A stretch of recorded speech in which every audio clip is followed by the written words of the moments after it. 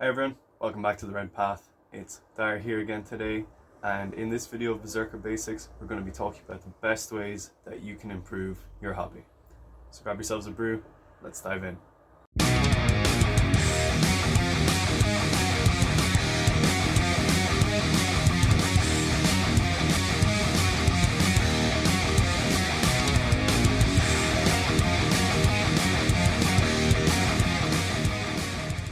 Okay, so hobby improvement. What's it all about? How do you get the most out of trying to upskill while you're painting, while you're modeling, what have you? So obviously I've been painting and hobbying with Warhammer for quite a number of years now, and I've developed several techniques when I need to upskill or learn a new style, learn a new technique, what have you. And I think a lot of it might be obvious on the front, but for people who are kind of just getting into the hobby and are looking at ways to improve their painting experience, improve their modeling experience, there might be some tips here which can help you. So essentially, when it comes to trying to upskill, when it comes to trying to learn a new technique, there's a couple of things that you need to consider, because there's good ways and bad ways to improve. There's sustainable and unsustainable ways of improving how you paint, how you model, and as well as that, there are things which can essentially cause us to hit a roadblock, things that prevent us from getting better. So what we're going to do today is we're going to talk about these things that might stop you from improving in your painting, in your hobbying. And then what we're going to do is talk about how you can improve, the different ways that you can learn new skills, and the type that I mentioned, like what's an unsustainable way of improving and what is a sustainable way of improving. So the video is going to be divided up like that, and again, this being Berzerker Basics, it's mostly for those newer people, but you existing people who want to kind of work out a good system for improving your techniques, this might be useful too. So as always, before we dive into the video, make sure you leave it a like, comment down below if you enjoyed it, hop in our Discord as well, all the good stuff, the affiliate links, they're all down in the description. Well, let's dive into this one. So that's coming up next. Okay, so before we talk about ways that you can improve your hobbying experience, improve your skills, we have to address the things that can stop you from improving. Now, the main thing which stops you improving is something that the community collectively calls hobby burnout. And this can occur for a number of reasons, which are, they would include things that aren't limited to having trouble with a new idea, constant overexposure to the hobby, hitting that roadblock, a lack of progress or a perceived lack of progress on your half, or like an intense period of hobbying. Say if you're getting ready for a tournament, you need to kind of like batch paint, I don't know, loads of Possessed or something, for example. That's the hot topic right now.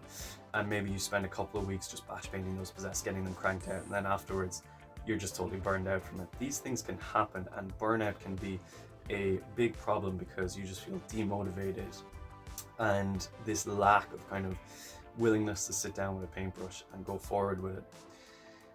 As well as that, there are a lot of problems with social media platforms and kind of how they can affect you as a hobbyist. Now, this is an interesting one, and I wouldn't claim to be an expert on it or anything, but it's certainly, a lot of people, they have a hobby Instagram account or what have you, and sometimes these can be really demotivating because it's a combination of things. So the big one is that a lot of the time people can see all this other fantastic artwork being posted by other artists in the community, and they can get demotivated because they can say, well, I could never do something like that, or that's so much better than anything I produce.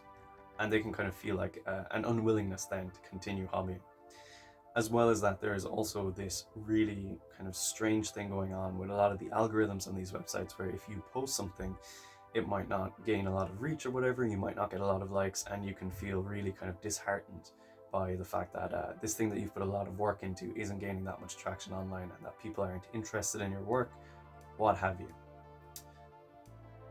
That's a problem outside of just Warhammer, obviously, but it can affect you as a hobbyist, and it can be difficult to overcome that. So that is a big problem for hobby burnout as well. It's a big roadblock that you can hit. As well as that, burnout can occur because you don't introduce enough variety in what you're hobbying or your other hobbies around Warhammer as well. So if you're constantly painting, say, world leaders day in, day out, and there's no variation, you're always painting power armor, it's always the same recipe, that can cause you to burn out because you can get bored, and that can also halt your progress because you're not experimenting with new things. But we'll get to that in a minute. So what we're going to talk about next is ways you can avoid this hobby burnout that can stagnate your process, stagnate your kind of ability to increase your skills and move on from where you are right now. So that's going to be up next. Okay, so how does one avoid this dreaded hobby burnout, which prevents us from moving on from the current position that we're in? It's an interesting one, but I have a couple of ideas maybe for you all to avoid that burnout that you might be experiencing or might be facing. The most important thing is that at the end of the day, this is a hobby for all of us. It's something that we should be finding enjoyable and fun to do. But a lot of the time people can feel a need to hobby rather than a desire to hobby.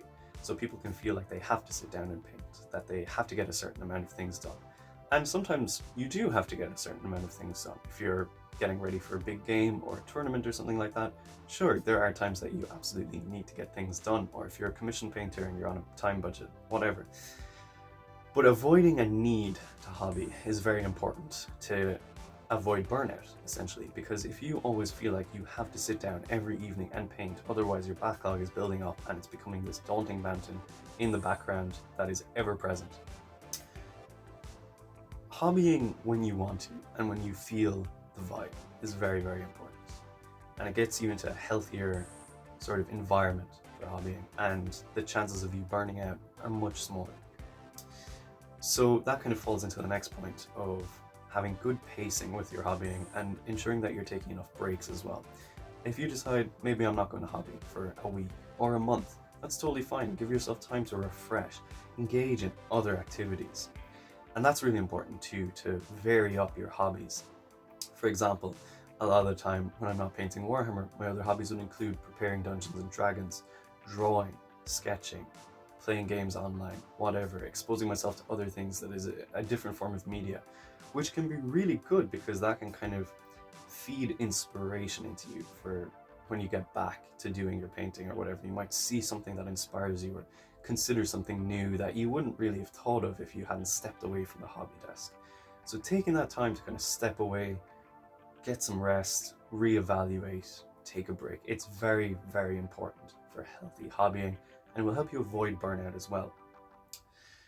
As well as that, the thing that I found most useful for avoiding burnout is experimentation with new ideas, new techniques. Picking something up that you wouldn't normally paint, or trying something on a normal model that you've not tried before. This can lead to two very important things. It can lead to these breakthrough moments where you learn something brand new that you haven't picked up before, and you will feel a sense of accomplishment, like, wow, I did this cool new thing. And it also helps develop something called your own personal style of painting, which is probably not talked about enough, and we're going to dive into that a little bit later. But these breakthrough moments can be really, really good and will help you avoid burnout because you'll essentially end up inspiring yourself with the work that you've done. Once you've kind of gotten to these steps, another really good way of avoiding burnout is reviewing your own accomplishments instead of comparing yourself to other people. So a lot of the time what I do is I actually go back on my old portfolio, I look at my old miniatures, and it can be quite fun because you can really see that over time you've managed to progress, you've managed to upskill, and you can kind of do this unconsciously because every miniature that you paint is going to be your next best miniature, and then every miniature you paint after that will be better. You are always on this path of improvement and getting better in the hobby. It's really important to remember that, and not comparing yourself to other people online. We'll say, you know, all these fantastic painters like Demon Rich and Siege Studios online on Instagram, you know, it can be very daunting to look at these constantly and say like, wow, they're just fantastic. How will I ever achieve that? You don't have to. Just go at your own pace. Have your own fun with the hobby. You don't need to be as good as these people because you're already doing something that most people in the world cannot do. Most people in the entire world do not sit down and paint a miniature. So you're already better than all those people. And you don't need to be better than anyone anyway. As long as you're happy with your own work, you shouldn't need to be validated by people online, by however many likes you get or followers or whatever on Instagram. As long as you're happy with the miniature that you're producing, that should be enough. So it's very important to kind of review your progress and track it as well. Instead of looking at how much things you have to paint, look at all the things that you have painted and get a sense of accomplishment for like, hey, I just painted like 10 Legionnaires or 10 Berserkers, and that's awesome. That's a whole squad of new guys on the battlefield, and it's going to be great when I see them and throw some dice around with them and they cut through loads of the enemy. Make sure that you're giving yourself that sense of accomplishment, because if you don't kind of validate yourself by going back on these things, you can end up burning out because of that. As well as that, this last one is a little bit more difficult to do because of the constant hype factor that GW pushed, but sensibly purchasing and collecting models is a very important part of avoiding burnout, because a lot of the time you can kind of accumulate a lot of kits as new things come out and you get interested in new things, and they can build up and build up and build up till you have this hobby mountain, the pile of shame that everyone talks about. A really good process that I heard on a different podcast was someone said that they only ever buy new miniatures when they've finished painting all their existing miniatures. And that's a really good practice to put into effect if you can. So trying to be more sensible about how you buy your miniatures can be really good for avoiding burnout. So that's some different takes on how you can avoid the dreaded hobby burnout. What we're going to do next is we're going to start talking about the good and bad ways of actually sitting down and improving your skills in the hobby. So that's going to be up next. Okay, so now that we've talked about all the ways that you can avoid burnout and what burnout is, we're going to move on to ways that you can improve as a hobbyist, ways that you can become a better painter. Now, this largely falls into two different categories of improvement, which I call sustainable and unsustainable improvement. And it kind of can be simplified by thinking of it as a sprint or a marathon type of mentality. So sometimes people can kind of get into this sprint improvement, this unsustainable improvement, where essentially they're speed learning new techniques and there's no refinement, there's no practice, and there's no personalization of those techniques. That could be sort of like, I watch a video online and it's like, here's how you do OSL, and I just take it word for word and just try and bash that out as quickly as possible. Then move on to here's how to dry brush, or here's how to zenithal highlight.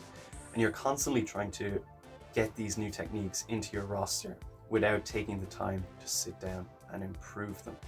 And that would be very unsustainable, because you're constantly forcing yourself to have to think of new things and try new things, which, like, it can be helpful sometimes if you are in a situation where you have to learn a new technique, be it for a job that you're trying to get done, or you urgently need to get something painted for a tournament and you just have to very quickly bash out a new style or a new technique. But in the long run, it's not going to help you. That's why it's like a sprint mentality. So sustainable improvement, marathon improvement, is taking the time that you need to develop those techniques. So what that would kind of look like is sort of a paced learning, where you have a big refinement process. Essentially how it works for me, to give an example, is like, let's take OSL. So when I was learning OSL, I read a couple of articles online and I watched a lot of videos of different ways that people do OSL, because it's a very complicated technique. And I picked the one that was closest to what I would have considered my style, what I was comfortable with, but it was still pushing me in a new direction. I took that technique and I tried it on a couple of test miniatures first, and I kind of got to grips with the concept around it. I took maybe a couple more weeks to incorporate that into my own repertoire, my own style. How could I make OSL my own, and to suit myself as best as possible, and practice it to make sure that I was really understanding what needed to be done. If there was things that weren't necessarily in the videos or article I was watching that I could add in, which might not necessarily be the best thing overall, but helped me with the technique. So once I took that time, took those weeks to really make sure I had the technique on lock in a way that was consistent and comfortable for myself, I set about applying it to my miniatures. And once I did that, I realized that I was actually developing my own style of OSL, which, some people have come to me and said, like, it's really recognizable. I can pick out your miniatures for the way that you do it now, which is awesome. So By doing this sustainable method of improvement, by picking a new technique maybe once every 2 months and really taking the time to drill down and focus on it, you will naturally develop your own style of painting, which is very, very important. It is very difficult to do and it will come with time. You can't force it. But essentially, by taking your time to learn the two new techniques, to make those techniques your own, incorporate your own ideas into the process, you will end up developing a personal style of painting which stands out from the crowd and will be very, very fulfilling in the long term. That is hard to do, and it will take, like, it's literally taken me 2 or 3 years to develop what I would consider semblance of my own style, but it is worth it in the long run, and it is a healthier way of improving your hobbying experience overall. As well as that, it's very important to set goals for yourself. I generally do it on a yearly basis. I will say every 2 months I'm going to learn something new, be it OSL, oil painting, enamel painting, a new type of weathering.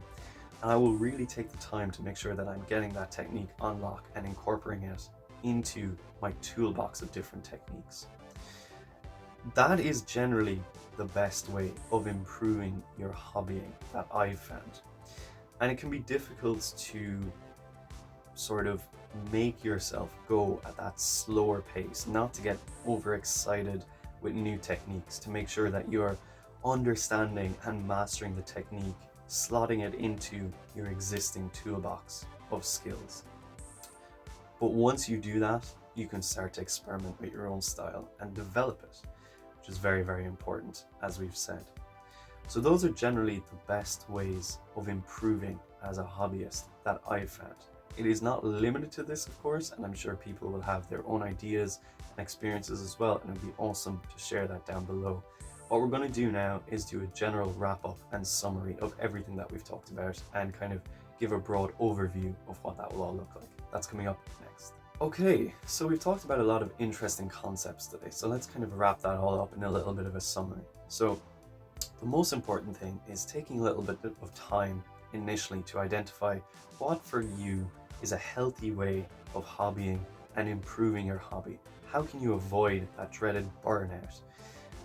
It's going to be different for everyone because everyone has different amount of time that they can allocate and different amounts of energy that they can put into the hobby. So taking the time to really sit down and ask yourself, what is the best way that I can hobby, is very, very important and will ensure that you don't get tired or bored of what you're doing.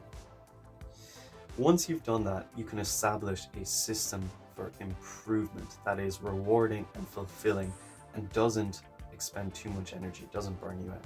So that will go back to what I said with that paced learning, that kind of marathon mentality, to make sure that you're not like overexposing yourself and trying to take on too much too quickly. Pushing yourself at regular intervals will allow for these breakpoints to happen. It will allow these breakthrough moments where you learn something new and get an excellent sense of fulfillment as well. You'll be able to refine these techniques that you're learning and develop that very important personal style, your signature mark on your painting. Surrounding yourself as well with inspiration, with art, with new ideas. Essentially using social media as a tool for improvement rather than something to measure yourself against. Go online, search on those hashtags into like Instagram, look for, like, say for me, I often look into like dark art, grimdark, blanchitsu, all these things that I can see these other painters are putting out this fantastic work, and I'll use that as a tool for inspiration. See something that someone else is doing and say, that's amazing, how can I do that myself? How can I put my own spin on it as well? And a very important part of that is to kind of jump on the sense of community that we have. A lot of artists out there want to share their abilities, want to help other people build themselves up and get better at painters as hobbyists. So reach out to people, ask them. I have people ask me all the time, how do you do this? How do you do that? Blah, blah, blah. It's why I make all these hobby videos on the right path, so that we can all improve as a community.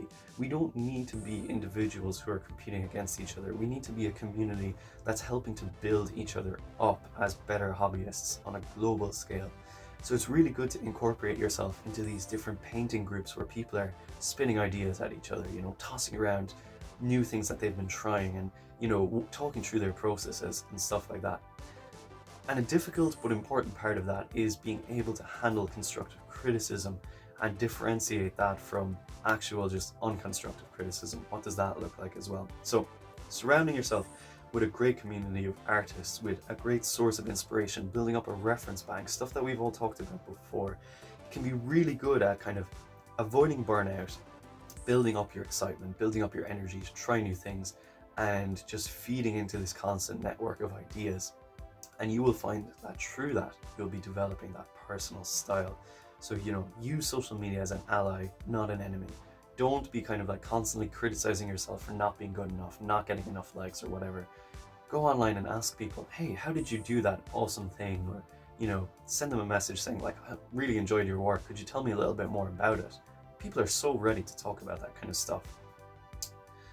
So by incorporating all these different things into your hobby schedule, thinking about all of these different things, you will find yourself improving. And it is a slow process. It will take a long time to get to these new levels and to kind of push through to these breakpoints. But when you do, it is extremely rewarding, and you will avoid hobby burnout. You will constantly feel refreshed, fulfilled, all these excellent things. And it's just healthier. You'll have a lot more fun with the hobby as well. So that's pretty much it for this one, folks. Again, it's one for kind of the newer folks that are maybe feeling a little bit daunted about all these other amazing hobbyists in the community and wondering how can they get to those levels as well. So this is for you folks, and maybe for some, kind of like longer term painters who are wondering how they can upskill. This is my take on the whole thing. Obviously, it's not the only take. I'm not saying this is the golden rules or anything. This is just what I found to help myself. So hopefully it's been an enjoyable one for everyone. I know it's a little bit of a quick one, but that's kind of what Berzerker Basics is all about. It's more about the theory behind the painting rather than the painting itself. So if you've enjoyed it, drop a comment down below. Maybe give your top tips for improvement as well. Let's help generate some sort of growth, some sort of discussion going on here. Hop into the Discord where we've got the Hobby Q&A channel and Hobby General, where you can talk about all the stuff that you're working on.